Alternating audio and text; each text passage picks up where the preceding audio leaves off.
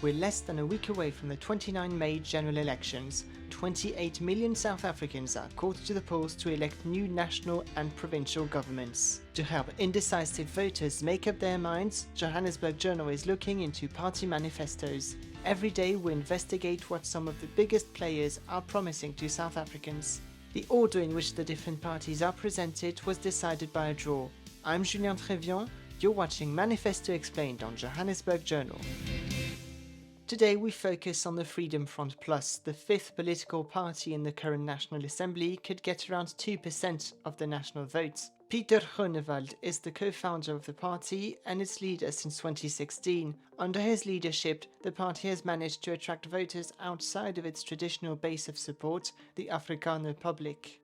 The Freedom Front Plus has 6 areas of priority: governance and decentralisation, the economy and jobs, education, sustainable development, safety and security, and health. The Freedom Front Plus defends a streamlined government tasked with facilitating the decentralization of power to provinces and municipalities. It also advocates for smaller municipal areas, that means the end of metros and the administrative redemarcation of cities. Community councils would be created to represent the interests of certain cultural groups, Afrikaners for example, across provinces. The Cape Exit movement, a referendum on Cape independence, is also endorsed by the Freedom Front Plus.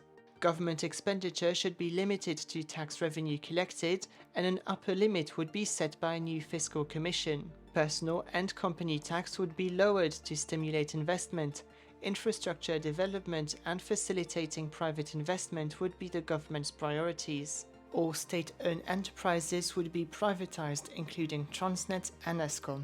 Tax rebates would be awarded to people and companies taking care of service delivery in the place of a level of government, for example fixing potholes. Black economic empowerment and affirmative action would be scrapped, socio-economic indicators would be used rather than skin color. Expropriation without compensation would become illegal, only a high court would have the power to expropriate. Unused land owned by the state would allow to complete the land reform. Mother tongue education should be accessible to the highest possible level at school and at tertiary level. The Freedom Front Plus wants at least 2 universities that primarily use Afrikaans. Teachers in the poorest schools should be paid more and receive higher bonuses. Learners instead of schools should be subsidized by the state. An independent education regulator would be created, and schools would have the choice whether to fall under DBE or a community council's authority. The Freedom Front Plus would implement a policy framework to find a balance between conservation and exploitation of natural resources. Animal testing of cosmetic products and the hunting of lions in captivity would be banned. Small-scale fishing quotas would be attributed to coastline communities rather than big companies. Coal-fired plants would be replaced by renewable energy, and transport would become increasingly electric. Water infrastructure, sewage treatment plants and dumping sites would be upgraded as a priority. Drainage nets would be installed to limit plastic pollution of rivers. The party would foster a culture of recycling. New prosecution-driven units would manage organized crime, more effective crime intelligence would be pushed, as well as a better coordination between the police and justice system. The VF Plus would get rid of corruption in the SAPS by ensuring appointments are made on merit and offer better protection to gender-based violence victims to encourage reporting. Farm attacks would become a priority, rural safety plans would be created, and gun owners' rights protected. Stronger border controls would stop illegal trade across SA borders and illegal immigration. The party says immigrants should possess skills that are scarce in the country and would relax visa rules.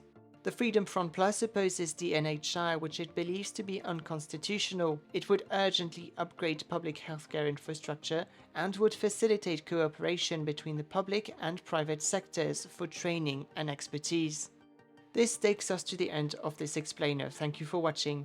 You can support Johannesburg Journal by subscribing and by liking, commenting and sharing this video. Manifesto Explained will be back tomorrow with a focus on the Inkatha Freedom Party. Until then, Salagahle.